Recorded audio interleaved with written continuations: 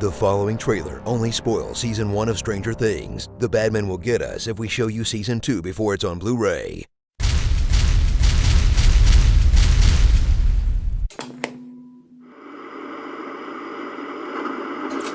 From the streaming service that's a Game of Thrones away from ruling all of television, and a directing duo who's like Tarantino if he referenced films you've actually seen, comes the show that made the entire world ask, "Hey, have you finished Stranger Things yet?" Stranger Things. No, I don't want to skip intro. This song is awesome. You love the 80s. You love Steven Spielberg. You love most of Stephen King.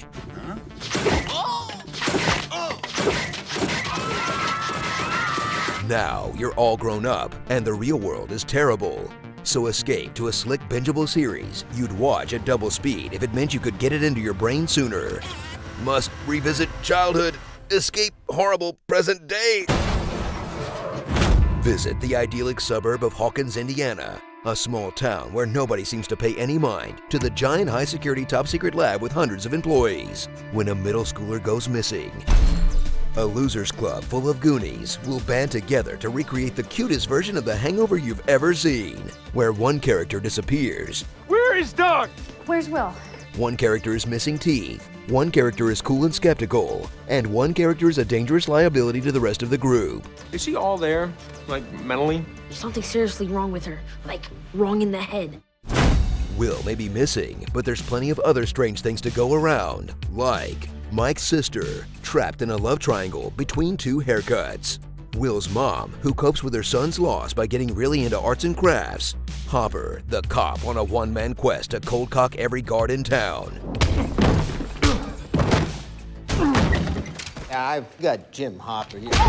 And fan favorite Barb, the most talked about character with the least amount of screen time since Boba Fett. Look, I get it. She's awkward and she didn't deserve to die, but how about the dude at the beginning who got shot just for helping a lost child? Where's the hashtag justice for Benny, huh?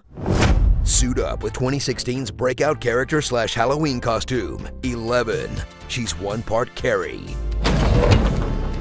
one part the kid from Boyhood, and one part reminder that Eggo waffles is part of a balanced breakfast. Watch as she expands her vocabulary outside the secret lab she was raised in. What is friend? Spit? Promise? Snowball? Mouth breather? Discovering the joy of friendship, family, and fun new ways to murder people. Oh wow, she just straight up exploded their brains, didn't she? Can we just cut back to her doing something cute again? Aw, we love you, 11. Please don't get caught up with a group of Chicago street toughs in a standalone Season 2 episode that, while providing a much-needed arc for your character, also completely derails the show's narrative momentum. I mean, just spitballing here. Journey to the Upside Down, an alternate dimension that's just like our own, if it were covered in snot ropes and dandruff. It's a dangerous world that can only be crossed into by the spooky vagina, or this portal in the woods, or these Christmas lights, or this wall, or floating in saltwater. I don't know. This is crazy. This is crazy. This is crazy. There lives the Demigorgon. A monster who's either an invisible, unkillable, lightning-fast predator, or if the story demands it, a slow-moving golem who gets wrecked by a 16-year-old with a baseball bat. I hope they don't do what Aliens did and replace the big monster with a bunch of smaller, easier-to-kill versions. Again, just spitballing. So hop on the back pegs and ride along with one of Netflix's biggest hits that could have coasted by on pure nostalgia, but goes the extra mile by adding a tight story with a great young cast who better crank out the next seasons fast, because if you think the Demigorgon is relentless, wait until puberty is on your tail. Clock's ticking, Dustin. Son of a bitch. Starring nerds, bikes, hugs, Slender Man, more nosebleeds than a horned-up anime character, Winona Face.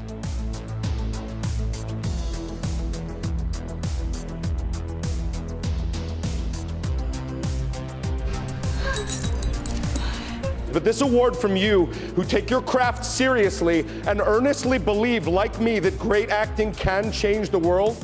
Will! Will! Will! Will! Will! Will! Will! Will! Will! Will! Will! Mike's idiot dad, low-key stealing the show. I hope you're enjoying your chicken, Ted. What did I do? What did I do? Waffles. What's your breakfast? Stop right there! Thief! Being able to talk to Mike's mom. I want you to feel like you can talk to me. Nancy, what? You can talk to me. Joyce, if you need anything, Ted and I are here for you. Conflicted Nancy face.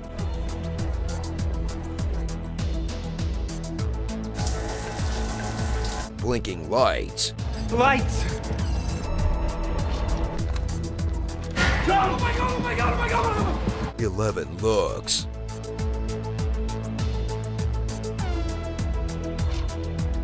I understood that reference. Like Professor X. It's from Lord of the Rings. More like a Yoda. Like Michael Myers. That's like R2-D2 going to fight Darth Vader. These shots from E.T., Jaws, Halloween, E.T. again, A Nightmare on Elm Street, Stand By Me, An American Werewolf in London, and E.T.